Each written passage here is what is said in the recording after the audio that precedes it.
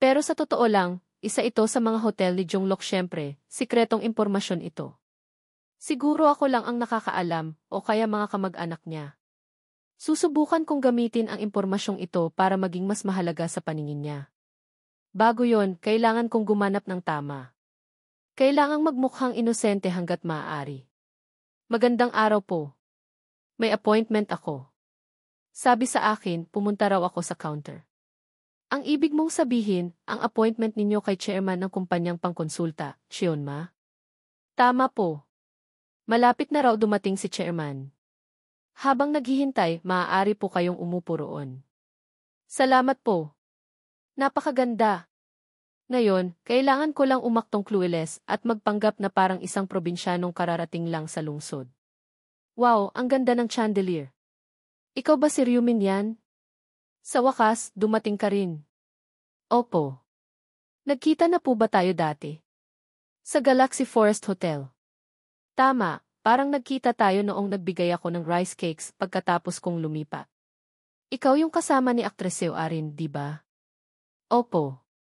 Pasensya na po sa inasal ko noon. Wala pa siyang 20 taong gulang. Ang batang ito ang major investor na may 280 bilyong won. Siguradong naghihinala siya. Mahirap paniwalaan na sa edad kong ito, mayroon akong ganito kalaking pera. Ayos lang. Hindi naman tayo masyadong magkakilala. Hindi ko akalain na ang chairman ng Chionma Consulting ay nakatira sa taas lang namin. Huwag kang magkakamali. Hindi ako ang chairman. Ako si Sang-Shun An, ang unit head.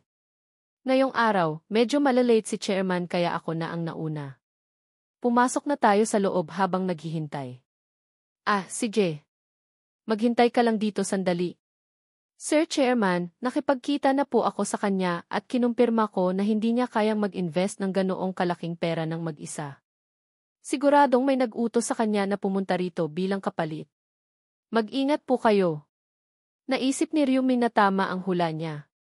Inutusan niya si Sang-Shun An na mag-espiya muna. Sa ganitong importanteng pagpupulong, hindi malalate si Mag-Jongrok na napakadetalyado. Magandang araw. Ako si Chairman Mag-Jongrok ng Chionma Consulting. Ako si Ryumin, maupo ka. Unit Head An, umupo ka sa tabi ko. Balak niyang isama si Sang-Shun An sa pagpupulong na ito nang hindi nagpapaalam sa akin. Mukhang gusto niyang magkaroon ng kalamangan. Bago tayo mag-usap, mananghalian muna tayo. Naghanda ako ng pagkaing Korean. Sana magustuhan mo. Sa ganitong klaseng hotel, kahit ano ng pagkain ay masarap. Masarap. Natutuwa ako na nagustuhan mo. Tama si Unit Head An. Napakabata mo pa para mag-invest ng 280 bilyong won ng mag-isa. Kahit na mayroon ka noong pera, baka hindi ka maglakas loob na gawin yon. Siguradong mayroon kang kasosyo. Sino ang nag-utos sa'yo na pumunta rito? Mga kapatid ko ba o ang uncle ko? Kailangan ko lang alamin. Noong una kitang nakita, nagulat ako, Ryumin, hindi ko akalain na ang major investor natin ay napakabata. Ilang taon ka na ba? 22 ako si. 29 ako. Buti naman at may nakilala akong kaedad ko. Opo, natutuwa rin ako. Pero paano ka nagkaroon ng ganito kalaking pera sa edad mong ito? Anak ka ba ng isang pamilya ng mga chaebol? Diretso siya. Haha, hindi po. Isa lang akong ordinaryong estudyante. Hanggang ilang buwan lang ang nakakalipas. Kamusta ka? Nanonood ka ba ng balita? Ikaw ba yung taong nanalo ng lottery ng 4 na beses at biglang naging milyonaryo? Nakita ko. Ibig sabihin, ikaw yon. Ako yung taong nanalo ng jackpot ng 4 na beses. Ano? Totoo ba? Ikaw yung lumabas sa balita ilang buwan ang nakakalipas. Opo. Ayon sa balita, ang kabuang premyo ay mga 60 bilyong won lang. Paano ka nagkaroon ng 280 bilyong won? Nag-invest ako ng kaunti sa Bitcoin. Bitcoin? Iyon lang. Opo. Talagang hindi ka panipaniwala. Ano ang nagtulak sa'yo na mag-invest ng 60 bilyong won sa Bitcoin? Hindi ko akalain na magagawa ko rin yun. Mukhang napakaswerte mo. Hindi naman swerte. Tama. Naalala ko, may artikulo na nagsasabi na sinabi mo na ang mga numero sa lottery ticket ay nakita mo sa panaginip mo. Kung ganoon, hindi ba swerte pa rin yon? Hindi ko po yon napanaginipan. Kung ganoon, paano? Ito lang ang tanging paraan na magagawa ko para makuha ang pagtanggap ni Magyong Rock at makuha siya sa panig ko. Ito ang unang beses na isiniwalat ko ito sa ibang tao. Pero mayroon akong sinaunang kasulatan na nakakakita ng hinaharap. Sinaunang kasulatan? Nakikita ang hinaharap. Tinutulungan ako nitong makita ang mga pangyayari ilang taon mula ngayon. Sa madaling salita, ako ay isang propeta na nakakakita ng hinaharap. Sa puntong ito, nagulat si Magyong Rock at ang kanyang assistant.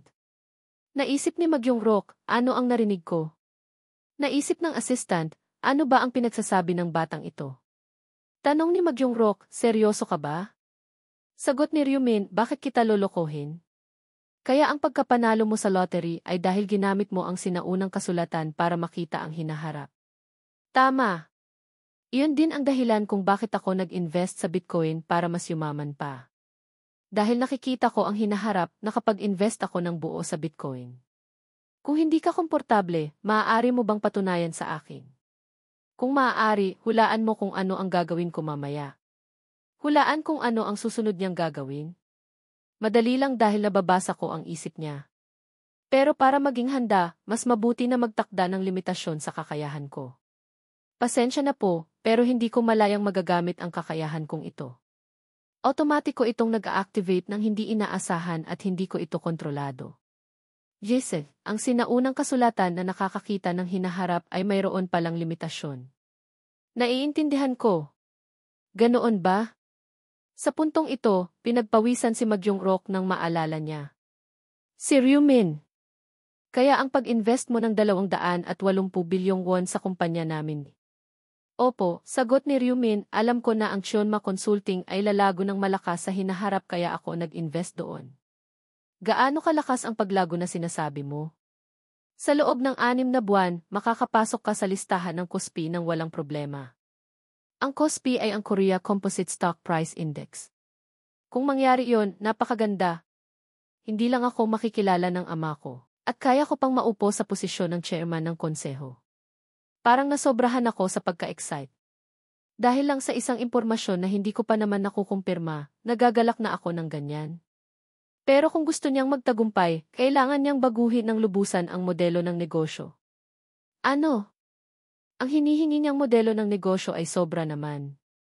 Sa puntong ito, sasabihin mo sa amin na kailangan naming baguhin ang aming negosyo. Mas mabuti pang sabihin mo na palitan na lang namin ang pangalan ng kumpanya. Unit head-aan, dahil magbabago ang uri ng negosyo, kailangan din namang palitan ang pangalan, di ba? Seryoso ka ba dyan? Hanggang ngayon, iniisip mo pa rin na nagbibiro ako. Pareho tayong player kaya dapat naiintindihan mo ito. Ang pagbubunyag ng sinaunang kasulatan sa ibang tao ay labis na nakakasama at nakakadisadvantage. Pinag-isipan ko na iyon, pero nagdesisyon pa rin akong ibunyag ang sinauna kong kasulatan sa iyo bilang major investor at partner sa negosyo na magtutulungan sa hinaharap. Dahil gusto kong tulungan ang kumpanya na umunlad. Kung hindi, bakit ako mag-i-invest ng 280 bilyong won dito? Kung gusto niyong magtagumpay ang kumpanya, kailangan niyong makipagtulungan sa akin. Chairman, hindi kayo naniniwala sa sinasabi niya, di ba? Mukhang hindi ka naniniwala sa kakayahan ko. Sa totoo lang, hindi ako naniniwala. Unit head-aan, nagtatanong ka ba kung bakit ako lumipat sa ibaba lang ng penthouse ninyo? Huwag mong sabihin sa akin na iniisip mong nagkataon lang yon. Sa puntong ito, pinagpawisan si unit head-aan at hindi alam ang nangyayari. Teka, sa ibaba ng penthouse. Ano ang ibig niyang sabihin? Ang apartment sa ibaba mo? Ah, Sir Chairman, mga 2 buwan na ang nakakalipas, lumipat si Ryumin dito at tumira sa ibaba ng penthouse ni Actress Seo Arin. Tama. Noong mga ilang araw pagkatapos kong makuha ang sinaunang kasulatan na nakakakita ng hinaharap. Unit head-aan, bakit ngayon ko lang nalaman ang impormasyong ito? Hanggang ngayon, iniisip ko na walang importansya ang bagay na ito. Kung noon ay buwan ng Enero, ibig sabihin bago pa siya nag-invest sa Bitcoin. Pero siya ay lumipat sa isang bahay malapit sa taong may kaugnayan sa kumpanya na kanyang i-invest. Paano niya magagawa iyon maliban kung nakita niya ang hinaharap? Mukhang hindi ka pa rin naniniwala sa akin. Sige, ganito na lang. Ang hotel na tinutuluyan natin ngayon ay pag-aari mo, di ba, Chairman Magyongro? Pagdating sa pagkakakilanlan, ikaw ang panganay na anak ng Osong Group. At ang Chionma Consulting ay isang negosyong lihim na itinayo para hanapin ang pagkilala mula sa iyong ama. Tama ba ang sinasabi ko? Sino ka ba? Paano mo nalaman ang mga impormasyon na alam lang ng mga kamag-anak niya?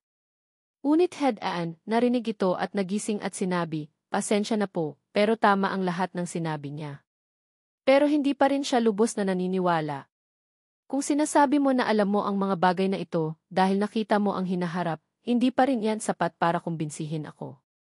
Mayroon ding mga kamag-anak ko na nakakaalam ng mga impormasyong ito. Sa totoo lang, naghihinala ako na ikaw ay ipinadala ng isang third party para ilagay ako sa bitag. At sa ganitong sitwasyon, hinihiling mo sa akin na magtiwala sa iyo at baguhin ang negosyo ko. Kahit hindi ko sabihin, ang sagot ko pa rin ay hindi. Gusto ko ring maniwala na mayroong sinaunang kasulatan na nakakakita ng hinaharap na makakatulong sa ating kumpanya na lumago. Sino bang hindi gugustuhin iyon?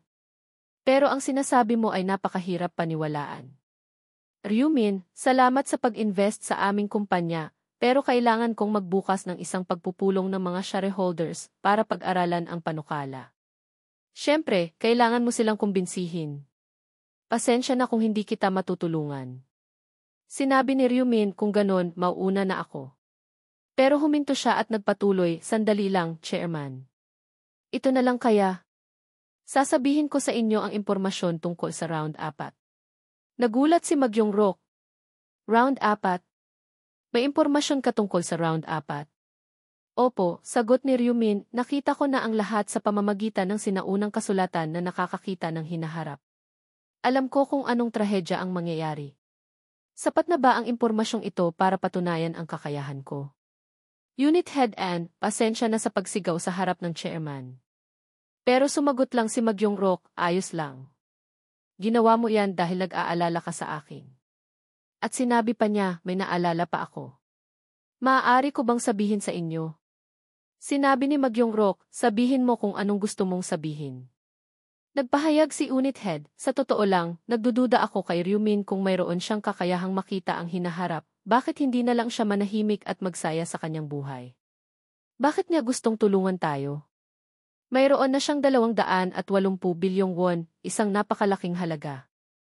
Maaari siyang magpahinga at hindi na kailangang magtrabaho habang buhay. Siguro walang katapusan ang kanyang kasakiman.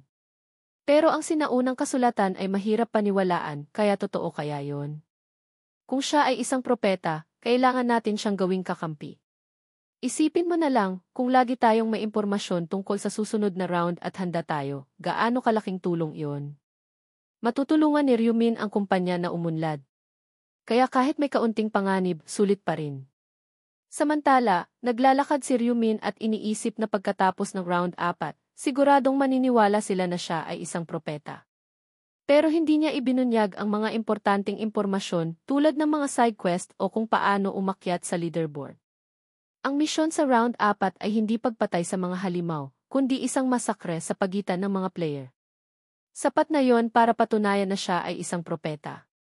Sinabi ni Ryumin sa kanyang sarili, pagkatapos noon, magbabago ang trato nila sa akin. Sisikapin nilang protektahan ako dahil ako ay isang propeta. At mas magandang magkaroon ng propeta sa iyong panig kaysa sa kabilang panig. Dahil ginampanan na niya ang papel na ito, dapat na lang niyang ituloy ang pag-arte sa hinaharap. Naisip niya ito nang makita niya ang isang babae na nagmamadali dahil malilate na siya. Naiirita siya dahil nakasabay niya ang pulang ilaw. At habang naghihintay, nakita niya ang isang mamahaling pulang kotse na nakaharang sa harap ng kanyang tindahan. Ang walang galang naman ng kotse na to, sabi niya sa kanyang sarili. Mula sa loob ng kotse, lumabas ang isang gwapong mukha na may matamis na ngiti. Si Ryumin. Umiti siya at nagtanong. Nagulat si Julie at sumigaw, oh, si Ryumin. Masayang tumakbo ang babae. Nagulat si Julie at nagtanong, kotse mo to? Umiti si Ryumin at sumagot. Pasensya na kung nakaparada ako sa harap ng tindahan mo. Halika, sumakay ka. Habang nag-uusap, magmaneho tayo. Sinabi ni Julie na hindi pa rin makapaniwala, sige.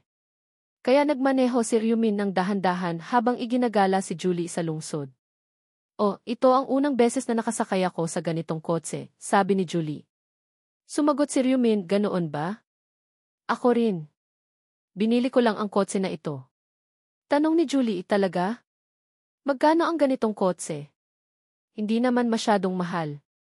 Mga 900,000,000. Pagkarinig nito, sumagot ang babae, 900,000,000? Hindi masyadong mahal. Naku, huwag kang magbiro. Alam mo ba kung ilang convenience store ang mabubuksan ko sa 900,000,000? Ipinaliwanag ni Ryumin, kung ikukumpara sa pera na napanalunan ko sa lottery, hindi masyadong mahal. Naisip ni Julie, tama nga. Yaman na si Ryumin, mayroon siyang 6 na bilyon. Parang magkaiba na ang mundo natin. Dahil isinama siya ng gwapong lalaki na may mamahaling kotse, parang nagde-date na sila. Namumula ang mukha niya at medyo nahihiya. Habang nag-iisip, biglang nagsalita si Ryumin, sa totoo lang, may gusto akong aminin sa'yo. Pagkarinig na may gustong aminin si Ryumin, namula ang mukha ni Julie, pinagpawisan at nanlalambot. Nagpatuloy si Ryumin, hindi to kakaiba, kaya huwag kang mag-isip ng kung ano-ano. Tumango si Julie at sinabing, hindi ko iisipin yon. Pero sa loob-loob niya, gusto niyang maghanap ng butas na mapagtataguan. Nahihiyang nagtanong si Julie, anong gusto mong aminin? Sumagot si Ryumin, dati, sinabi ko na lumabas ang resulta ng lottery sa panaginip ko, di ba? Tama, sagot ni Julie. Sabi ni Ryumin, sa totoo lang, hindi yon totoo. Ang totoo, nakuha ko ang impormasyon dahil sa sinaunang kasulatan na nakakakita ng hinaharap. Hindi dahil sa panaginip. Tinutulungan ako ng sinaunang kasulatang iyon na malaman ang mga pangyayari sa hinaharap. Kaya naman, ang propesyon ko ay propeta. Nagulat si Julie at sinabing propeta. Wow, ang cool. Hindi ba't isa iyang espesyal na propesyon? Siguro nga, sagot ni Ryumin, buti naman. Ang sinaunang kasulatan na nakakakita ng hinaharap ay talagang kahanga-hanga. Nagpasalamat si Julie. Salamat. Salamat sa pagsasabi sa akin ng totoo. Kahit na magkaibigan tayo, siguro mahirap pa ring sabihin sa ibang tao ang ganitong bagay. Sumagot si Ryumin, wala yon. Sinabi mo rin naman sa akin na ang propesyon mo ay support, kaya patas lang. Patas? Paano naman, pagtutol ni Julie? Hindi ko naman sinabi sa'yo ang sinaunang kasulatan ko. Pagkatapos, nagtanong siya, sa bagay, dapat ko bang sabihin sa'yo ang tungkol sa sinauna kong kasulatan? Sumagot si Ryumin, hindi na kailangan. Sa unang round, nakuha ko ang sinaunang kasulatan na nagpoprotekta sa loob ng 0 meters. Kung ilang tao ang nasa paligid ko, magkakaroon ako ng ilang manipis na proteksyon sa katawan ko. Halimbawa, kung may 5 tao, tatakpan ako ng 5 proteksyon. Nakakagaan ng loob kapag nailabas ko na. Haha, di ba? Tumawa si Julie. Pero bakit mo bigla na lang sinabi sa akin ang tungkol sa sinauna mong kasulatan? Sumagot si Ryumin, medyo nababahala ako sa pagtatago ng sikreto. Isa pa, sa tingin ko, kung hindi ko aminin ang totoo, hindi ka maniniwala sa sasabihin ko. Nagtanong si Julie, anong gusto mong sabihin? Nagulat si Ryumin at sinabing, iyon ang misyon ng round 4. Kaya tandaan mong mabuti, Julie. Kailangan mong maging alerto dahil hindi mo alam kung anong gagawin ng mga player sa paligid mo. Sumagot si Julie, sige, tatandaan ko. Naisip niya, pero kahit na ganon, nagpapasalamat pa rin ako dahil nag-aalala siya sa akin kaya niya sinabi sa akin. Tumawag pa siya sa akin. May gusto kaya siya sa akin? Tumingin si Julie kay Ryumin at iniisip kung may gusto ba siya sa kanya. Lumipat ang eksena sa kwarto ni Ryumin. Naisip niya, hindi ako makapaniwala na may gusto pala si Julie sa akin sa taga ng panahon na yon at wala akong alam. Kaya pala gusto niya akong tratuhin ng mabuti. Kahit na medyo nakakahiya, siguro mas okay na rin to, mas madali siyang gawing kakampi. Mas maniniwala siya sa mga hula ko. Naisip niya na tapos na siya sa isang bagay. Magpahinga na muna ako. Sa bagay, wala rin naman akong masyadong gagawin ngayong buwan. Lumipas ang panahon. Lumipas ang bawat araw hanggang sa sumapit ang Marso 31, 11:55 ng gabi. Sa puntong ito, si Ryumin ay pumapasok sa tindahan para maghanap ng gamit para sa round 4. Bago ako pumasok sa ibang mundo, bumili ako ng isang gamit na epic sa items ngayon. Black Gloves. Isang epic na klase ng gloves. Mga epekto, lakas panandang pandagdag 5, bilis panandang pandagdag 4, at ang sandata ay nagiging translucent. May epekto lang sa gabi. Mga limitasyon sa paggamit, karaniwang klase pataas. Description, ang gloves ay natatakpan ng gabi at maaaring maging invisible. Ang sandatang ginagamit ay magiging translucent. Mataas ang stats nito. At saka, ang pagpili na gawing translucent ang sandata ay kapaki-pakinabang din kung pagsasamahin ko sa Dark Knight skill, mas malaki pa ang epekto. Si Ryumin ay abala sa pagtingin sa mga gamit sa tindahan nang biglang may kumatok sa pinto. Pumasok ang kapatid ni Ryumin at sinabing, "Kuya, oras na. May tiwala ka bang malalampasan mo ang round na ito?" Sumagot si Ryumin, "Subukan mo lang para malaman."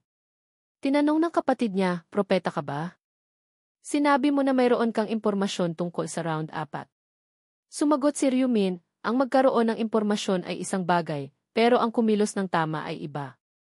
Sa puntong ito, medyo nag-aalala ang kapatid ni Ryumin pinagpawisan. "Kailangan mong mabuhay at makabalik dito. Narinig mo ba ako, kuya?" Ngumiti lang si Ryumin at walang sinabi. At mukhang nagdududa ang kapatid niya at agad na sumagot, "Huwag kang magsalita ng ganyan. Nakakawalang gana ang naririnig." Pagkatapos, dumating ang oras para sa round 4 at ang kaluluwa ni Ryumin ay lumipat sa mundo ng laro. Maaaring ito ang round ng kamatayan, pero ang ibang mga player ay lumipat din ng sabay. Biglang sinabi ng isa sa kanila, "Ano ba yan, nangyari na naman?" Lumabas ang window ng status at nag-abiso na lahat ay paparusahan. Ang stats ay bababa ng 50% permanente. Sumigaw ang isang galit na tao, "Nakakainis. Hindi ako makapaniwala na ito ang resulta ng pagtataksil. Wala na akong 1-0 beses na karapatan sa command. Paano ko malalampasan ang round 4 na ito?" Sabi ni Yeonmin sa kanyang sarili. Nag-aalala siya na ang mga taong gustong agawin ang posisyon ng representative ng lugar o ang mga dating kaibigan ay maaaring gumanti sa kanya. Tumingin siya sa paligid pero nakakita lang siya ng puwang na puro puti. Nagtatanong kung nasaan siya at kung anong klaseng misyon ito. Ang mga puting kulay sa paligid ay nagpaparamdam sa akin na parang isa akong daga na ginagamit sa experiment. Nakakita siya ng isang pamilyar na anino at natakot na sinabing, "Itim na orbi. Ang demonyong masama na iyon." Siguradong alam niya na magiging ganito ang lahat. Minanipula niya ang ibang tao na sirain ang artifact, ginamit ang 1-0 beses na karapatan sa command at sinira ang artifact, at hindi nag-atubiling patayin ang personification ng divine punishment.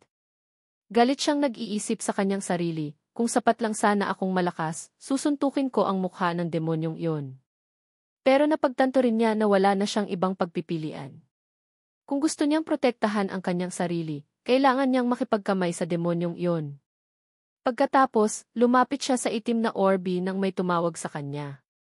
Malamig na sumagot si Ryumin, "Ano?"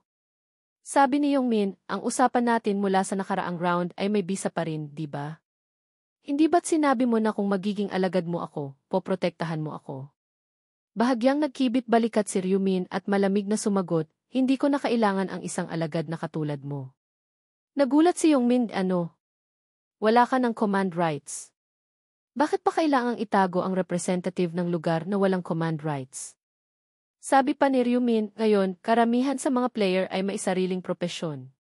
Hindi na gaanong epektibo ang command rights." Sinubukang kontrahin ni Yeonmin, pero malamig na sinabi ni Ryumin, "Wala ka ng halaga. Isa ka na lang walking target." Pinagpawisan si Yeonmin sa takot at nautal na sinabi, "Walking target." Nang makita ito, umiwas din ang tingin ang mga tao sa paligid niya. Tumawa si Ryumin at sinabing, "Huwag kang masyadong mag-alala. Walking target ka lang sa pangalan. Hindi ka naman gustong patayin ng karamihan." Nalilito si Yeonmin, "Hindi nila ako pupuntiryahin?" Sumagot si Ryumin, "Alam mo naman ang kapalaran ng mga player na may posisyon ng representative ng lugar, di ba? Hindi naman masaya ang maging representative. At habang tumataas ang level ng isang tao, mas kakaunti ang mga taong kaya mong kontrolin gamit ang command rights. Kung ikukumpara sa panganib, hindi sulit. Sa puntong ito, isang magandang babae at isang binata ang lumapit kay Ryumin. Ang dalawang taong ito ay walang iba kundi si Seo Arin at ang bodyguard niya. Nang makita sila, natakot siya. Bakit nandito ang mga yan? Pagkatapos bumati ni Seo Arin sa itim na orbi, bumati rin ang binata at inulit ang pagliligtas ni Ryumin sa kanila mula sa isang thug, si Yongmin na nakatayo ngayon. Galit na sinabi ni Yongmin, ano? Ako ay isang thug. Pero tumahimik siya agad nang makita niyang itinaas ng bodyguard ang kanyang kamay na naghudyat sa kanya na tumahimik.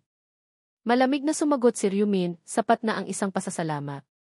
Hindi na kailangang hanapin ako muli. Sabi pa ng bodyguard, alam ko di. Kami rin ay nagpapasalamat sa iyo, Chairman. Gusto rin naming magpasalamat sa pagliligtas mo sa amin.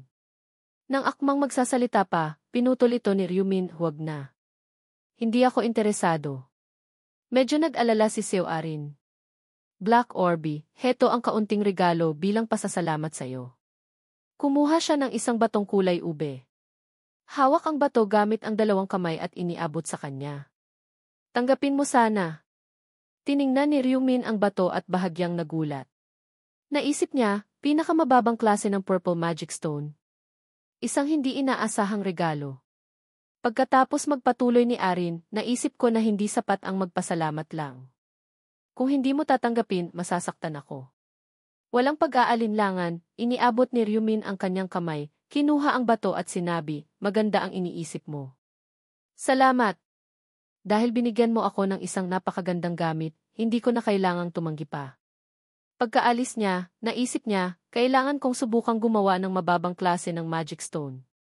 Nag-alala si Seo Arin at nagtanong sa sarili, nagustuhan kaya niya?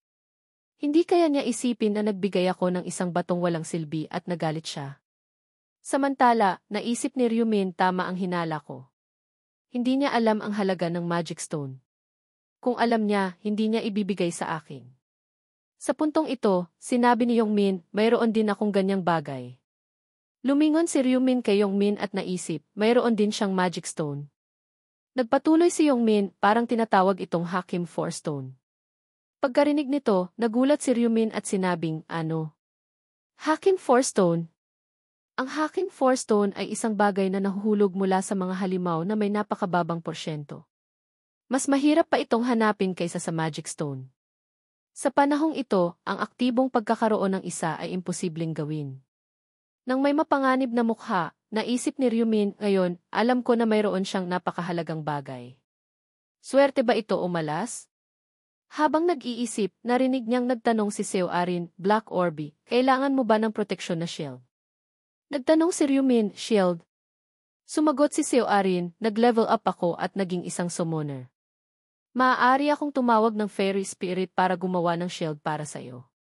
Masaya niyang sinabi, kung kailangan mo, pero pinutol ito ni Ryumin, salamat sa alok mo na tumulong, pero tatanggihan ko. Sa tingin ko, hindi ko kailangan. Malungkot na sinabi ni Seo Arin, naiintindihan ko. Kung ganon, aalis na kami. Sana'y maging maayos ang lahat sa round na ito. Binati rin ni Ryumin ang dalawa ng good luck. Nang makitang umalis ang dalawa, tahimik ding umalis si Yongmin nang makita ito ni Ryumin, sumigaw siya, sandali. Pagkarinig na tinawag siya ni Ryumin, nakaramdam si Yongmin ng pagkabalisa. Sabi ni Ryumin, sa ganyang takbo, pagsisisihan mo yan. Pagkarinig nito, nagtaka si Yongmin, anong ibig mong sabihin? Sumagot si Ryumin, sinabi ko na sayo, walking target ka. Tumutol si Yongmin, pero sinabi mo rin na walang pupuntiryahin sa akin. Ipinaliwanag ni Ryumin, sinabi ko na walang masyadong tao ang pupuntiryahin sayo, hindi na walang kahit isa. Hindi pa rin nawawala ang pakinabang ng representative ng lugar. Kahit na ang karamihan ay nasa level 1-0 na at may propesyon, may ilan pa ring hindi pa umaabot doon.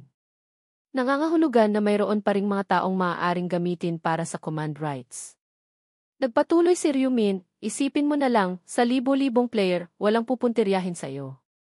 Nag-alala si Yeonmin at nagtanong, kung ganon, ano ang dapat kong gawin?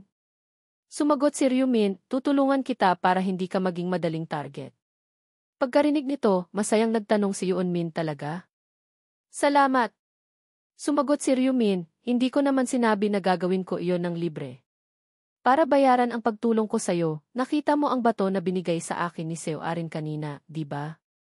Kung mayroon kang katulad na bagay, ibigay mo sa akin. Masayang sumagot si Yongmin, mayroon din akong isang bato na katulad nito.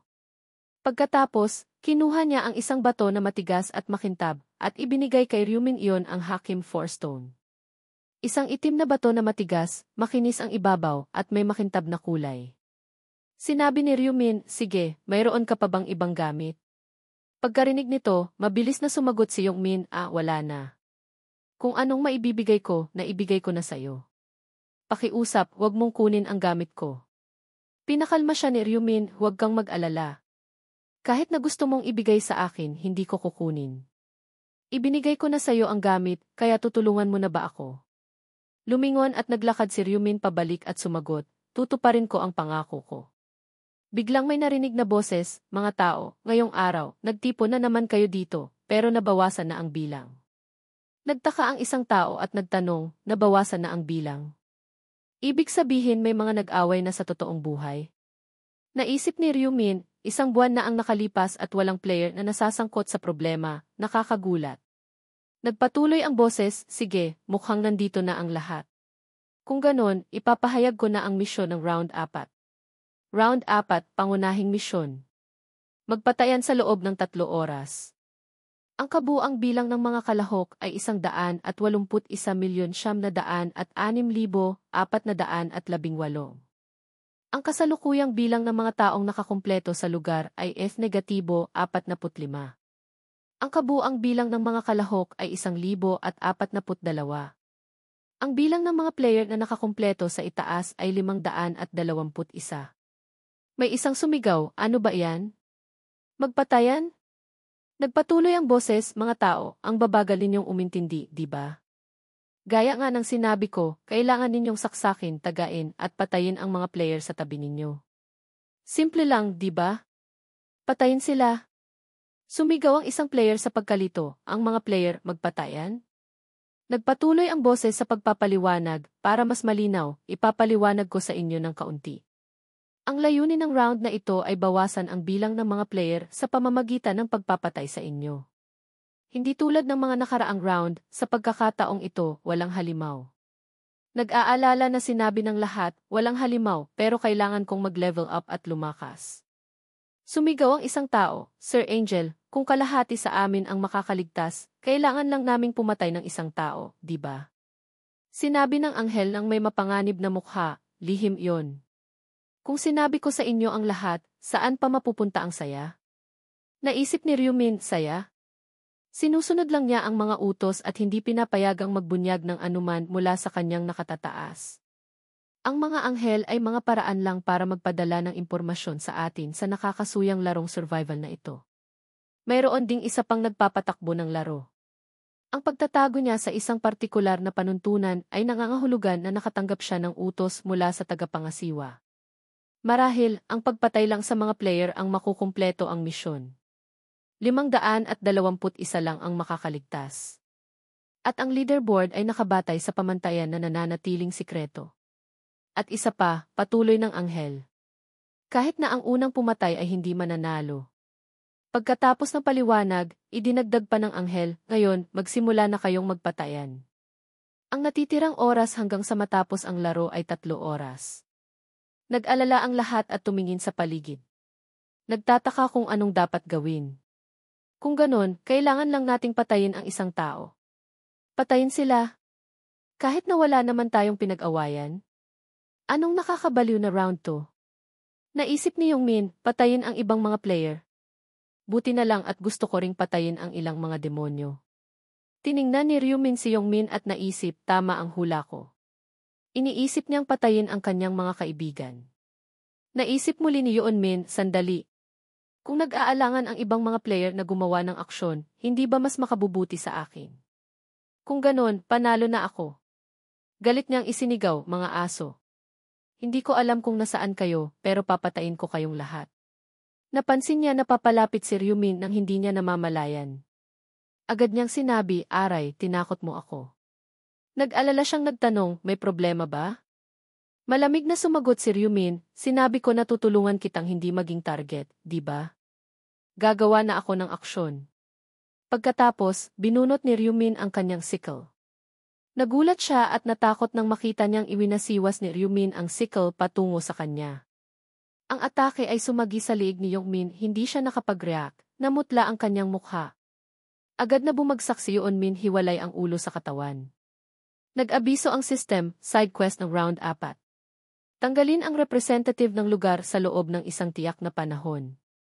Tapos na ang misyon. Ang gantimpala ay ang pinakamababang klase ng Mana Stone. Naisip ni Ryumin, buti naman. Nakuha ko na ang gantimpala na gusto ko.